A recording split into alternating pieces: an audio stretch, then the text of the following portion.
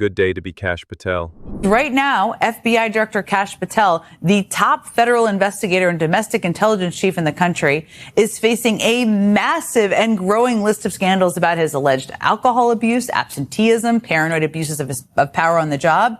It's an incredibly embarrassing look for the Trump administration and a genuine threat to American security. But Trump doesn't seem to care about any of that, as long as it puts his administration in the spotlight.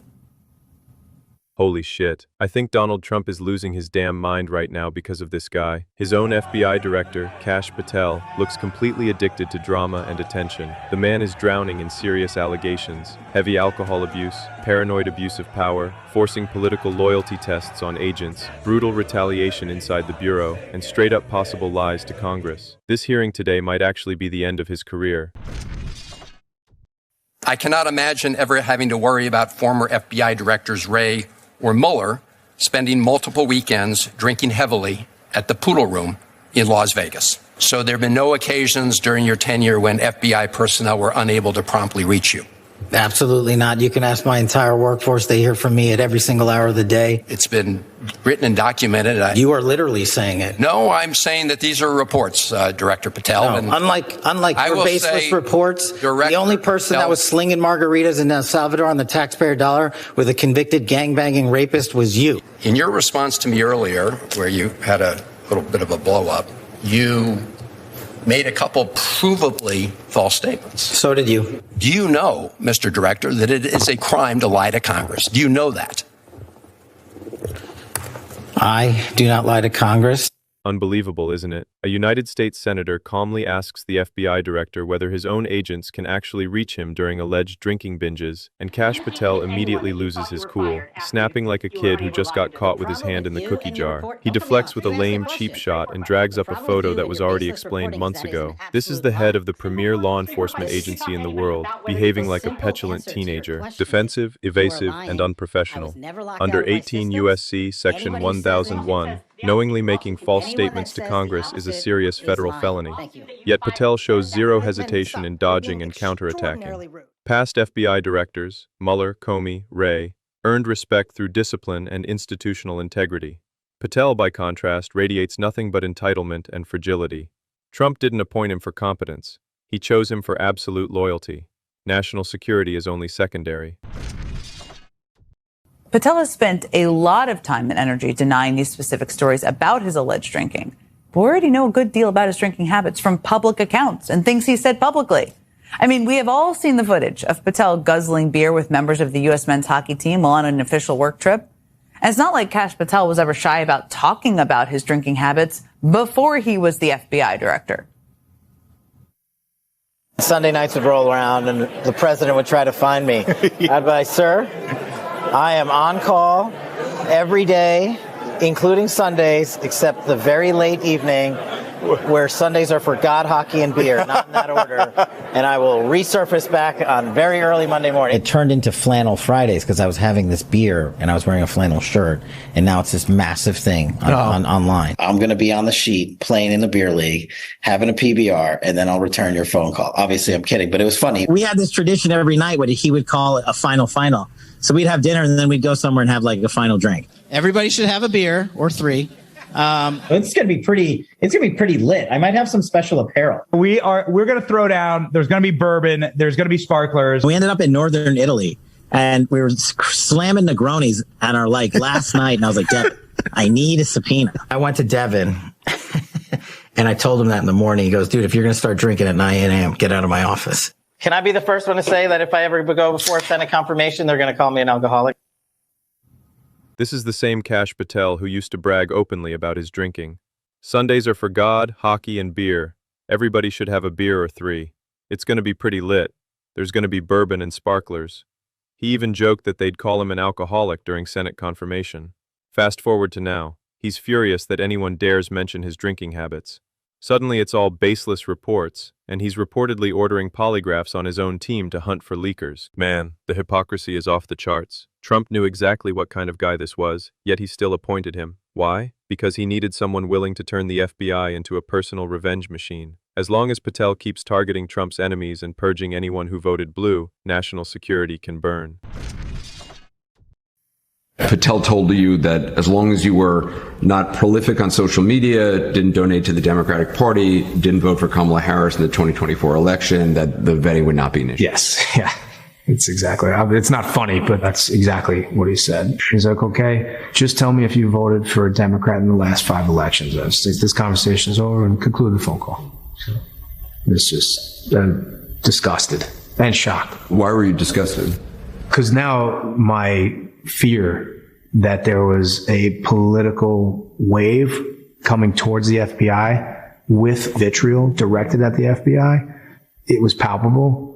And there was a sense of shock that, like, well, I'm really close to this thing.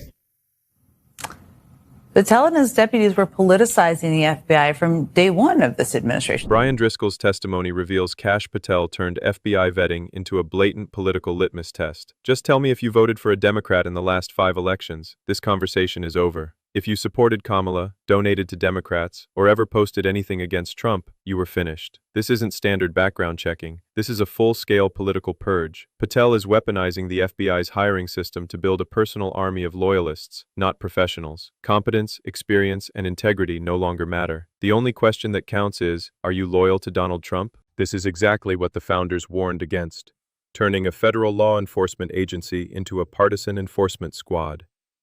And Trump didn't pick Patel by accident. He chose him precisely because he knew Patel would deliver this kind of corruption. And the worst part? It's happening right now, in broad daylight.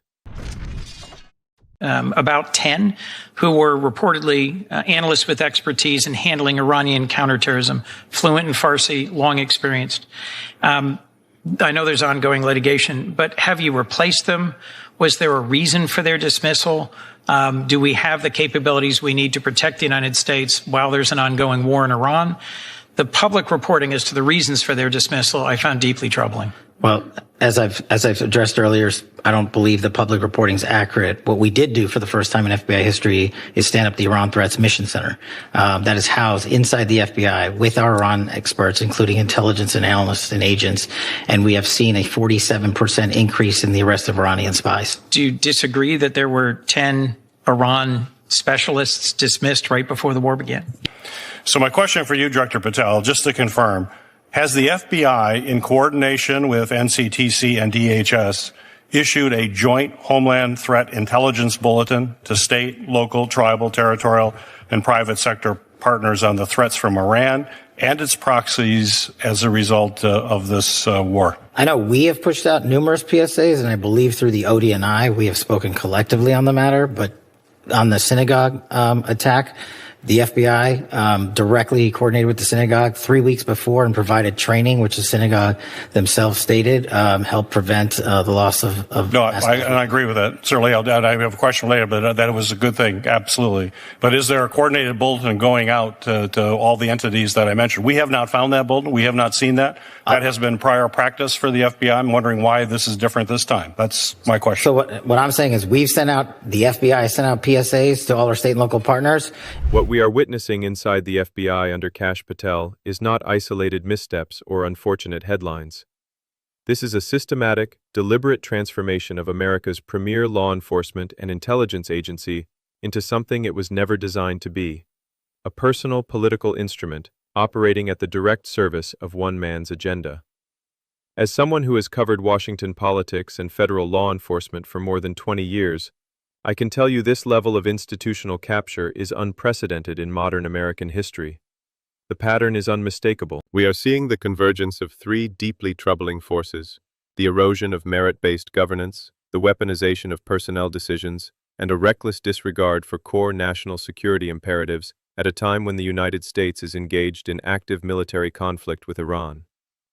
Let us begin with the legal framework that Patel appears to be systematically undermining. First and foremost, the politicization of hiring and vetting directly implicates the Civil Service Reform Act of 1978 and its merit system principles codified in 5 U.S.C. Section 2301. Federal law explicitly prohibits personnel decisions based on political affiliation, and the Office of Personnel Management has long maintained strict prohibitions against using political loyalty tests as a criterion for employment or advancement. What we are seeing is not subtle circumvention, It is open defiance of these statutes. When senior officials condition continued employment or advancement on past voting behavior or campaign contributions, they cross a bright legal line that separates legitimate executive discretion from prohibited partisan patronage. This also raises serious Hatch Act concerns under 5 U.S.C. Section 7323. While the Hatch Act primarily restricts partisan political activity by federal employees, it also prohibits the use of official authority to influence or interfere with an election or to engage in political coercion. Ordering subordinates to disclose voting histories and then disqualifying them on that basis comes dangerously close to coercive political activity conducted under color of federal authority. Courts have interpreted the Hatch Act broadly in the past to protect the nonpartisan character of federal agencies, particularly those with law enforcement and intelligence functions. A formal complaint to the Office of Special Counsel or a referral from the Senate Judiciary Committee could trigger an investigation that Patel cannot simply dismiss as baseless. Then there is the issue of potential false statements. Even setting aside the specific exchanges already discussed, the broader record of denials and contradictions creates exposure under 18 U.S.C. Section 1001. Knowingly providing materially false information to Congress during sworn or unsworn testimony carries up to 5 years in federal prison. Prosecutors do not need to prove the underlying scandal itself, only that the statement was false and made with knowledge of its falsity. Given the volume of contemporaneous reporting, public statements, and internal documents now surfacing, any future referral to the Department of Justice would be difficult for even a sympathetic Attorney General to ignore indefinitely. But the legal risks, serious as they are, pale in comparison to the national security damage already occurring. The United States has been in active armed conflict with Iran for over 2 months. Iranian proxy networks, cyber capabilities, and state-sponsored terrorism remain active threats to the homeland. The FBI's counterterrorism division and its Iran-focused analytical units are not decorative. They are the front line for detecting and disrupting plots before they reach American soil. When experienced Farsi-speaking analysts with decades of institutional knowledge are removed or sidelined, and when no comprehensive intelligence bulletin has been issued to state and local law enforcement partners, despite the heightened threat environment, we are not merely experiencing inefficiency, we are experiencing a self-inflicted degradation of early warning capacity. This is not hyperbole. The 9/11 Commission report and every subsequent review of major terrorist incidents have emphasized the critical importance of institutional memory, language expertise, and interagency coordination. By prioritizing political reliability over subject matter expertise, the current leadership is repeating the exact mistakes that contributed to past intelligence failures. Only this time, the stakes are higher because the conflict is already underway. Equally alarming is the reported culture of retaliation and paranoia inside the Bureau. Career agents and analysts who raise legitimate operational concerns are reportedly facing internal investigations, polygraphs, or reassignment. This creates what psychologists who study organizational behavior call a chilling effect.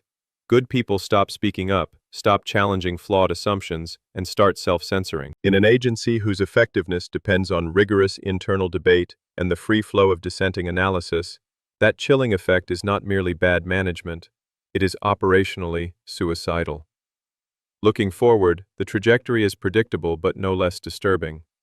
Within the next several weeks, we should expect several developments.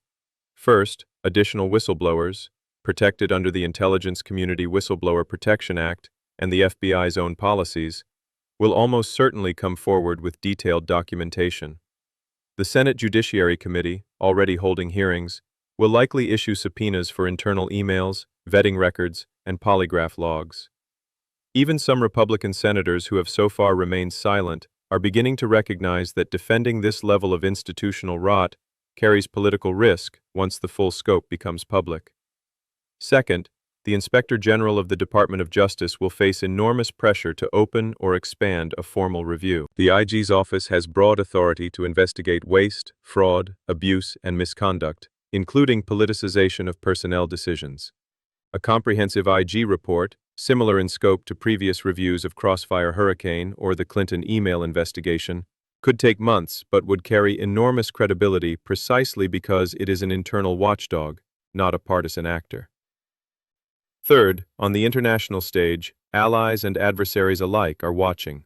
Foreign intelligence services monitor FBI leadership changes with clinical interest. The perception that the Bureau is now led by someone whose primary qualification is personal loyalty to the president undermines confidence in American institutions. When your counterterrorism partners in Europe or the Middle East begin to question whether sensitive intelligence shared with the FBI will be handled professionally or politically, cooperation quietly dries up. That loss of trust is difficult and expensive to rebuild. And then there is the broader constitutional question that rarely gets stated plainly but hovers over the entire situation. The framers designed the executive branch with the expectation that presidents would appoint competent, independent-minded officials to run critical agencies. The unitary executive theory does give the president wide latitude in appointments, but it does not grant immunity from the political and legal consequences when those appointments demonstrably harm national security or violate federal statutes. This brings us to the most uncomfortable truth of all. None of this is accidental. The current administration made a conscious strategic choice. Loyalty would be the paramount qualification for every sensitive national security position. Competence, experience, temperament, and adherence to law were secondary considerations at best.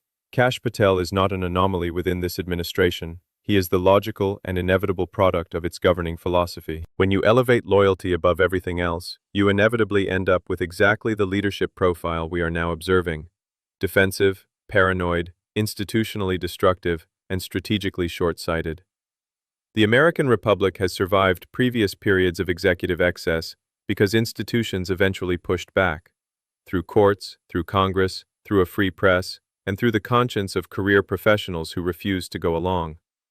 The question now is whether those guardrails still function when the executive branch has spent years actively weakening them. For those who still believe in the rule of law and the nonpartisan character of federal law enforcement, this moment demands vigilance, not despair. The system is stressed, but it is not yet broken.